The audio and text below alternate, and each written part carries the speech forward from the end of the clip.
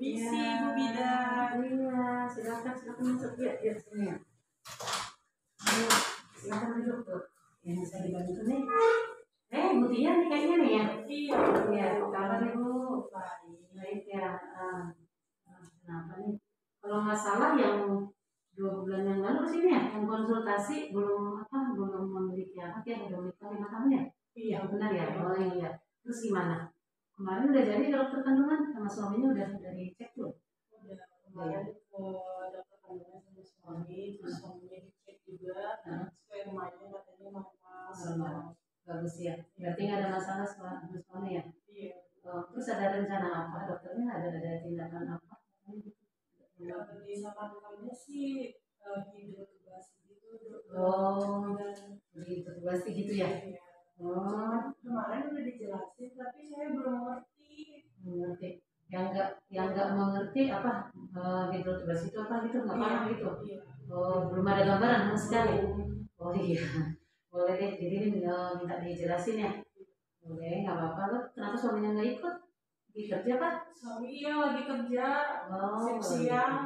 Masih lebih enak sih tadinya kalau ikut suaminya, tapi nggak apa-apa.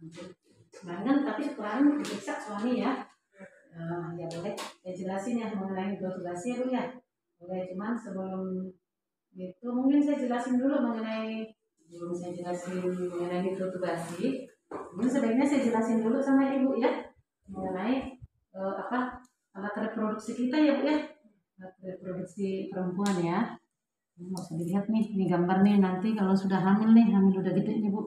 Tinggal mules keluar ke bayinya ya. Nah, sekarang yang kita fokus itu mengenai tindakan yang akan dilakukan dokter, yaitu hidrotubasi ya. Tapi sebelumnya saya akan jelasin sama Ibu Tia gimana sih proses kehamilan itu bisa terjadi ya Bu ya. Cuman sekarang karena ada hubungannya dengan tindakan yang akan dilakukan, saya jelasin ulang lagi Bu ya, saya review ulang. Ini anatomi alat reproduksi kita ya Bu ya, perempuan ya. Yang ini namanya rahim ya, rahim. Ini vagina kita ya, vagina. Terus ini ada namanya saluran ya Bu, saluran. Nah intinya ini nanti salurannya Bu ya. Ini saluran ada 2, di kiri sama di kanan ya Bu ya. Di sini ada indung telur ya Bu ya, sama 2, kiri sama di kanannya. Nah biar terjadi kehamilan ya, syaratnya itu berarti harus ada pertemuan sel sperma dari suami kita dengan sel telur kita ya Bu ya. Nah sel telur kita itu ada di sini Bu, di indung telur. Sekali sebulan wanita itu terjadi ovulasi ya. Ovulasi yaitu pelepasan sel telur dari indung telur. Nah, nanti akan dilepaskan di sini ya. Lepaskan di sini. Kalau kita maaf nih Bu ya, kalau kita berhubungan suami istri, nanti cairan spermanya akan masuk ke vagina dan akan masuk ke rahim kita ya. Cairan spermanya akan masuk, nanti akan berenang-berenang ya di sini Bu ya. Nanti akan masuk ke saluran indung telur ini, nanti akan bertemu dengan sel telur kita yang dilepaskan tadi dari indung telur ya. Dan juga ketemu, nanti mereka akan kawin, akan terjadi pembuahan ya. Nah setelah terjadi pembuahan, nanti hasil pembuahannya akan masuk ke dalam rahim, ngantor tuh di rahim, nanti berkembang kehamilannya sampai 9 bulan. Jadi nanti berkembangnya nanti di sini. Nah, tadi kan Ibu udah paham ya syarat terjadinya kehamilannya harus ada terjadi pertemuan sel sperma dengan sel telur kita. Nah, tapi ada kalanya tidak terjadi karena apa? Karena kemungkinan ada terjadi penyumbatan di saluran ini Bu ya. Salurannya bisa di kiri, penyumbatannya bisa juga di kanan, atau mungkin bisa kedua-duanya Bu ya. Nah untuk hidrotubasi itu dilakukan untuk melihat apakah saluran telur kita ada penyumbatan atau enggak gitu ya. Gitu. Nah caranya gimana hidrotubasi itu sebenarnya? Nah kalau hidrotubasi itu boleh dilakukan di klinik dokter gitu ya. Persiapannya apa? Persiapannya nanti saya jelasin ya Bu ya. Cuman mungkin metode hidrotubasi itu yang akan saya jelaskan sama Ibu. Nanti caranya itu Bu, nanti ini kan saluran ini kita ya, vagina kita Bu. Nanti dimasukin alat Bu, namanya spekulum ya.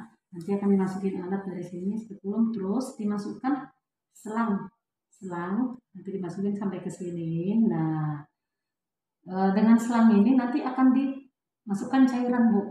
Cairan nanti diharapkan cairannya akan masuk sampai ke saluran ini, saluran tuba ini, Bu, ya. Gitu. Nah, kalau dia tidak ada hambatan, ini terbuka nih, ininya nih. Nanti kan cairannya akan masuk, Bu, dengan dilakukan tekanan, berarti dia akan lancar kan? Gitu. Tapi kalau tekanannya meningkat, apalagi meningkat maksimal, ya itu kemungkinan besar terjadi penyumbatan di sini. Makanya cairannya tidak bisa masuk. Gitu, tidak bisa masuk berarti ada penyumbatan atau nanti malah cairannya bisa kembali balik lagi ya, Bu, ya.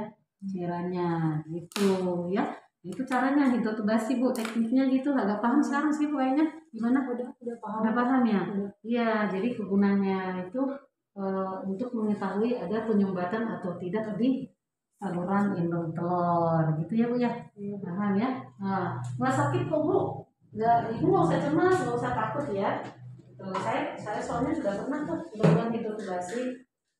Nanti persiapannya sih Ibu biasanya nanti disuruh puasa ya 4 atau 6 jam ya sebelum dilakukan tindakan. Terus Ibu disuruh buang air kecil dulu. Nah, nanti dilakukan biasanya hari ke-9 atau hari ke-10. Kemarin dokternya jelasin ya, Bu, ya? Iya ya. Hari ke-9 atau hari ke-10 naik. Terus nanti saya akan konfirmasi lagi ke dokter yang kemarin ya, Bu, ya. Dokter Febri. Cemas, nggak bingung ya, harus dimantapkan biar cepat dapat omongan, Bu, ya. Jadi nggak ada yang perlu ditakutkan ya. Kayaknya penjelasan saya cukup apa masih kurang, Bu? Ada yang mungkin yang belum paham? Udah paham ya mengenai tindakannya ya? Udah agak lega ya sekarang ya? Gimana? Karena udah paham ya? Kemarin juga. Oh iya, kemarin masih tanda tanya ya, apa sih hidrotubasi? Dikira apa memang hidrotubasi itu? Kayak operasi. Oh bukan operasi ya, Bu, ya. Itu bukan tindakan operasi ya. Sejenis pemeriksaan untuk mengetahui ada sumbatan enggak di saluran telur. Mudah-mudahan sih nanti hasilnya bagus ya, Bu, ya. Jadi Ibu bisa hamil ya. Nanti kalau bisa pas ke rumah sakit, pas kembali ke sana Ibu didampingin, jangan sendiri ya, didampingin suami atau keluarga ya. Nanti habis diprotubasi biasanya sih agak kram-kram sedikit ya, Bu, tapi biasanya dikasih obat penahan sakit ya. Nah, itu boleh langsung pulang, tidak perlu nginap ya. Oke deh, berarti boleh ya, Bu, ya. Nggak usah bimbang lagi ya. Oke, gitu aja ya. Ada lagi Bu kira-kira yang Ibu mau tanyakan?